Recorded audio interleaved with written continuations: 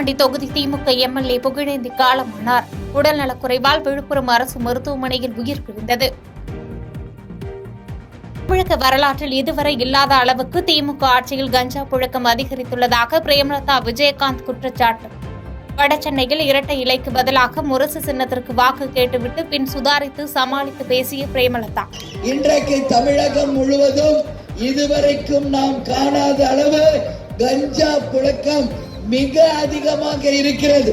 தெருவுக்கு 4 டாஸ்மாக் கடைகளை திறந்து வைத்து சாதனை செய்த இன்றைய ஆட்சி முதல் முறையாக இதுவரைக்கும் தமிழக வரலாற்றில் இல்லாத அளவு கஞ்சா புழக்கம் எங்கு பார்த்தாலும் இருக்கு. நாடாளுமன்ற தேர்தலை முன்னிட்டு சென்னை, கோவை உட்பட தமிழகத்தில் பல்வேறு இடங்களில் 2வது நாளாக வருமான வரித்துறையினர் சோதனை.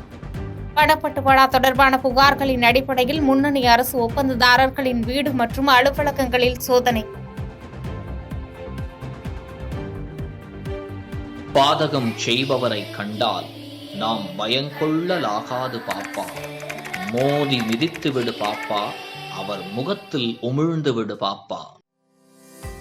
அண்மை செய்திகளை உடனுக்குடன் தெரிந்து கொள்ள இணைந்திருங்கள் இயம்நாடு தொலைக்காட்சியுடன்.